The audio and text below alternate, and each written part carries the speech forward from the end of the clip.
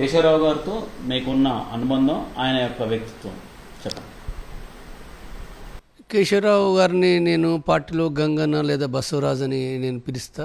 చాలా పేర్లు ఉన్నప్పటికీ నేను ఈ పేర్లతోటి గంగన్న అని చెప్పి పదే పదే ఒక ప్రేమగా పిలవడం అనేది అవుతుందో, నాకు అంటే పరిచయం అయినప్పటి నుంచి కూడా నాకు 95 నుంచి నాకు పరిచయము.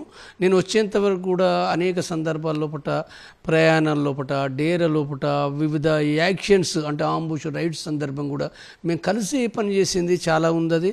ఆ సందర్భంగా గంగన్నతోటి ఉన్న అనుబంధం ఏదైతుందో నాకు ఒక రకంగా అంటే ఒక మిత్రుడిగా, ఒక గురువుగా, ఒక ఇన్స్ట్రక్టర్గా, ఒక అదిగా నేను చూస్తున్నాను. గంగన్న ఏదైతుందో గంగన్న మొత్తంగా కూడా ఎక్కడున్నా ఎవరితోటైనా కానీ ఏంటంటే అలా సులభంగా కలిసిపోతాడు సభ్యులతోటి, ప్రజలతోటి, వాళ్ళతోటి చాలా వాళ్ళతోటి అనుబంధం కూడా చాలా తక్కువ టైం లోపల కూడా కలిసిపోతూ మాట్లాడే విషయాలు అవుతుందో ఆయన ఒక గొప్ప నాయకునిగా తీర్చిదిద్దింది. ఆయన లోపల అంత గొప్ప నాయకుడు, ఒక పెద్ద మేధావి అయినప్పటికీ కూడా ఆయన యొక్క స్వభావం ఏంటంటే గ్రామాల లోపల ఉండే ఒకనాటి రైతు, ఇవాళ రైతు కాదు, ఇవాళ రైతులు అంటే మళ్ళీ కొద్దిగా మారినరు ఈ కల్చర్ మూలంగానే. ఒకనాటి రైతు స్వభావం ఏదిందో చాలా కష్టపడే మనస్తత్వం ఉంటుంది. తర్వాత ఒక పట్టుదలగా పనిచేసే స్వభావం కనపడుతుంది. తర్వాత నిగర్విగా, అహంభావం లేని నిగర్విగా ఉంటుంది.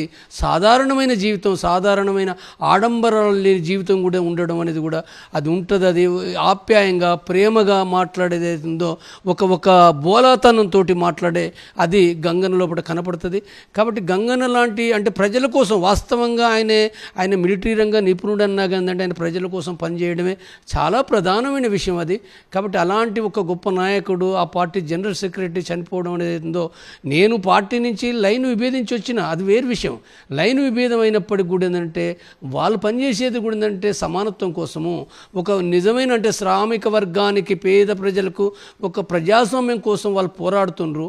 కాబట్టి ఇది ఏదైతుందో లైన్ విభేదం అయినప్పటికీ ఇలా భారతదేశంలో కూడా అనేక మంది కమ్యూనిస్టులు ప్రజల కోసం ఎవరైతే పనిచేస్తారో తప్పనిసరిగా ఏ లైన్ విభేదాలు ఉన్నప్పటికీ కూడా వాళ్ళతోటి కలిసి పనిచేసినప్పుడు ఇంకా చాలా అభిమానం తప్పనిసరిగానే నాకు ఉంటుంది. నేనేమి దాచుకోవటం లేదు కూడా. అది ఒక రకంగా తీవ్రంగా నిన్నటించి నేను తీవ్రంగా బాధపడుతున్నా. కామ్రేడ్ బసవరాజు మరణం భారత ప్రజానీకానికి, భారత కమ్యూనిస్టు విప్లవోద్యమానికి తీవ్రమైన నష్టం. అది చనిపోయిన అమరవీరునికి, ఆ అమరవీరునితో పాటుగా చనిపోయిన మిగిలిన ఇతర అమరవీరులకు నేను వినమ్రంగా విప్లవ జోహార్లు అర్పిస్తున్నాను.